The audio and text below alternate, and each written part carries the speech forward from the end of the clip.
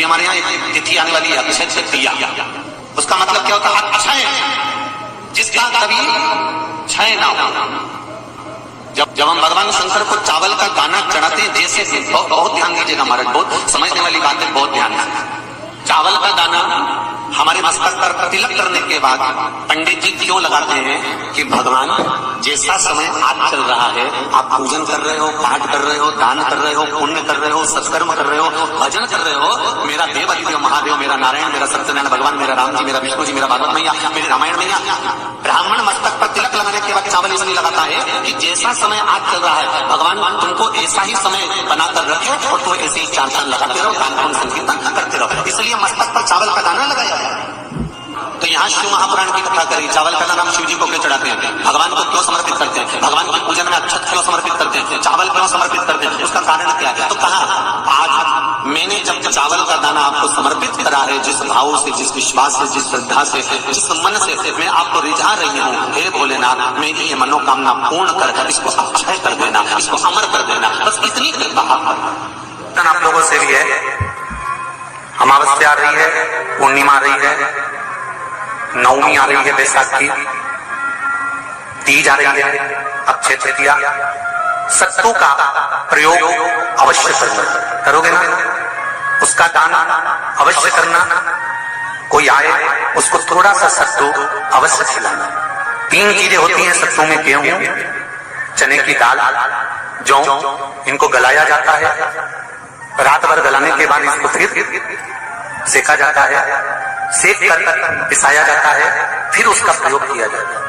महाराज चाहे फिर उसको घोल करा, शक्कर के साथ, गुड़ के साथ, नमक के साथ, जीरे के साथ, पुदीना के साथ, जिसके साथ तुम्हें खाना है वो तुम्हारे ऊपर, पर दान करना सत्तू का जरूर है। एक चुटकी मात्र भी अगर सत्तू आपने दान किया है बैसाख महीने में, उसका फल जरूर मिलेगा, जरूर करना।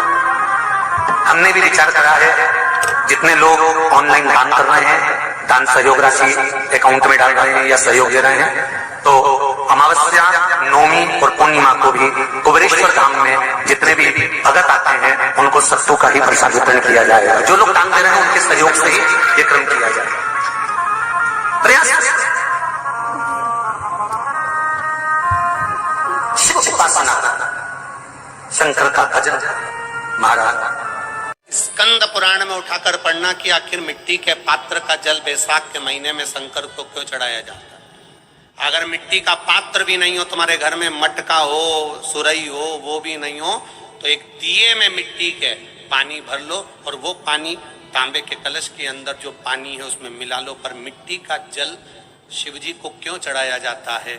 स्कंद पुराण के अंदर बैसाख महत्व में लिखा कि जो अधोगति में मर गया होता है, अचानक मर गया होता है, एक्सीडेंट में मर गया होता है, उसकी जीने की और तमन्ना थी, अचानक कोई बीमारी लग गई और मर गया, कोई बड़ी बीमारी लगने के कारण चला गया, उसको बहुत कुछ करना था पर मर गया, उसके लिए बैसाख महीने में शंकर भगवान को जब हम मिट्टी के पात्र का जल समर्पित करते हैं तो वो जीव तड़पता नहीं है, कहीं भटकता नहीं है। उसको गया में पितरों में मिलाया कि नहीं मिलाया, भद्र विशाल में ब्रह्म का पाली करी कि नहीं करी, कभी पिंडदान, कभी तर्पण, तिलांजलि हुई कि नहीं हुई, पर मिट्टी के पात्र का जल बैसाख महीने में जाता है तो वो जीव कहीं पर भी हो उसकी मुक्ति हो जाती है, उसका मोक्ष हो जाता है। मिट्टी का कोई पात्र नहीं, कोई कारवान नहीं, तो आप दिए के अंदर भी जल भरकर उसको तांबे के लोटे में मिलाकर शिव जी को चढ़ा सकते हो बैसाख महीने में।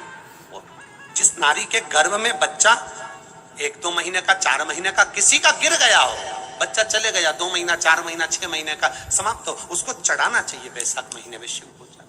कई लोगों ने महत्व को बिगाड़ दिया के दिन सामान लेकर आना है, चांदी का बर्तन लेकर आना है, ये सामान लेकर आना है, वो सामान लेकर आना, लाओ, मना नहीं है। हिंदू धर्म में ये रीति रही है, कोई सामग्री खरीदी जाती है, पीतल की, तांबे की, कोई वस्तु हम खरीदते हैं। पर आज का समय का जो फैशन बढ़ता गया तो कहा साहब चांदी के बर्तन खरीदना जरूरी है, चांदी का सामान खरीदना जरूरी है, सोने का पात्र, सोने की वस्तु खरीदना जरूरी है, ये सामग्री खरीदना। तो यहाँ शास्त्र नहीं कह रहा कि महाराज इतने महंगे महंगे पदार्थ खरीदो और घर में कर्जा कर लो। शास्त्र तो यह कहता है कि पूजन करना है आपको, अगर आप एक सामग्री भी लेकर आ रहे हैं तो उसमें आपका भाव जुड़ा होना चाहिए, कर्जा नहीं जुड़ा होना चाहिए। लक्ष्मी सबसे ज्यादा प्रसन्न कौन से दिन होती है? जम के बोलिए जरा। शुक्रवार। तो शुक्रवार को लक्ष्मी सबसे ज्यादा प्रसन्न क्यों होती है? उसका प्रसन्न होने का कारण क्या था? लक्ष्मी जी के दो भाई थे, दोनों की शादी नहीं हो रही थी, दाता और विधाता, दोनों का विवाह नहीं हो रहा। और दाता विधाता के लिए लक्ष्मी बड़ी परेशान थी, रोज नारायण से कहती थी प्रभु कुछ कृपा करिए, दाता विधाता का विवाह नहीं हो रहा, उम्र होती चली जा रही है, इनका कुछ करिए प्रभु, आप नारायण आप कुछ तो कर सकते हो। भगवान नारायण ने तब लक्ष्मी से कहा एक काम करो, बेलपत्री के पेड़ के नीचे बैठकर लक्ष्मी तुम अनुष्ठान करो तुम्हारे भाइयों के विवाह के लिए। इसलिए आज भी हमारे हिंदू धर्म की रीति है कि बेलपत्री के पेड़ के नीचे शाम के समय लक्ष्मी का वासा होता है। इसलिए लोग इस बेलपत्री के पेड़ के नीचे तुम्हारा रात्रि को शाम को 6 बजे से लेकर रात्रि को 8 बजे तक तुम्हारा निवास होगा। जैसे पीपल के पेड़ में देवताओं का निवास आप लोगों ने यदि पद्म पुराण पढ़ी होगी या सुनी होगी तो उसमें स्पष्ट कहा है। पीपल के वृक्ष की गणना ध्यान देना, पीपल के वृक्ष में सुबह 4 बजे से लेकर 7 बजे तक ब्रह्मा जी का वासा होता है। पीपल के वृक्ष में सुबह 7 बजे तक ब्रह्मा जी का वासा, 7 बजे से लेकर 10:30 बजे तक पीपल के वृक्ष में भगवान विष्णु का वासा होता है। कितनी बजे तक? 10:30। 10:30 से लेकर 11:30 12 बजे तक पीपल के वृक्ष में पितरों का वासा होता है। इसलिए हमारे यहाँ पितरों को श्राद्ध पक्ष में जो भोजन कराया जाता है वो 10:30 से 12 के बीच में कराया जाता है। 12 बजे के बाद पीपल के वृक्ष में दोपहर के 1:30 बजे तक आहूतों का वासा रहता है। आहूत कौन? जो गर्भ में शांत हो गए, जो कुंवारी अवस्था में शांत हो गए, जो जन्म लेने के बाद उनका विवाह नहीं हुआ और शांत हो गए, उन आहूतों का वासा उस पीपल के वृक्ष में दोपहर में 1:30 बजे तक रहता है। उसके बाद में प्रेतों का वासा चालू होता है। इसलिए दोपहर के समय पीपल के पेड़ की परिक्रमा नहीं होती। फिर शाम को 4 बजे से 7 बजे तक पीपल के वृक्ष में शंकर जी का वासा होता है। इसलिए शाम के समय पीपल की परिक्रमा नहीं होती। 7 बजे के बाद में पीपल के वृक्ष में रात्रि को 9 बजे तक कुबेर का वासा होता है। फिर 9 बजे के बाद में प्रेतवास चालू होता है पीपल के वृक्ष में। उसी तरह बेलपत्री का जो वृक्ष है, उस बेलपत्री के वृक्ष के नीचे रात्रि को 8 बजे से लेकर 12 बजे तक बेलपत्री के पेड़ के नीचे कुबेर का निवास होता है। महाराज, कुबेर का निवास। प्रयास करा करो इसी बेलपत्री के पेड़ के नीचे हम दीप लगाएं, घी का दिया। यदि संपदा की कमी हो तो, अगर भगवान ने खूब संपदा दी है तो भले मत लगाओ, कोई दिक्कत।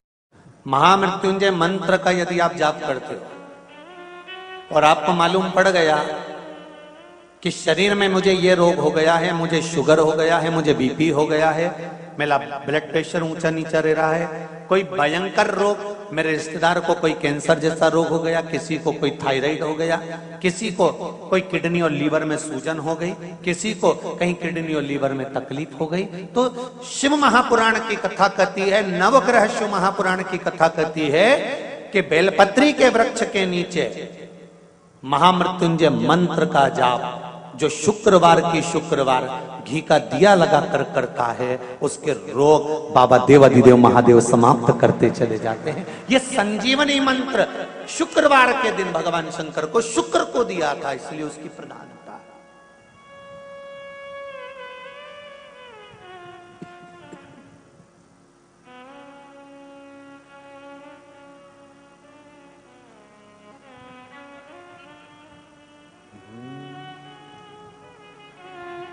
ये वो संजीवनी मंत्र।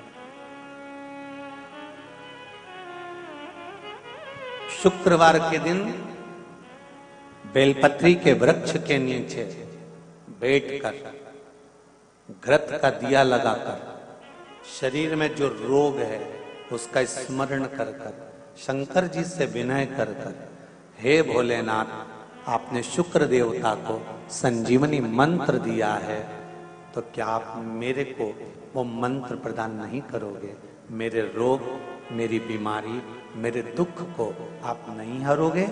शिव से कहो ये शरीर आपने दिया है और भजन करने के लिए दिया है, स्मरण करने के लिए दिया है, कीर्तन करने के लिए दिया है, तो संभालोगे भी आप। और बेलपत्री की ओर मुख कर कर घी का दिया लगाकर महामृत्युंजय मंत्र का स्मरण कर लेने पर धीरे धीरे धीरे धीरे धीरे धीरे वो रोग समाप्ति की ओर आता चले जाता।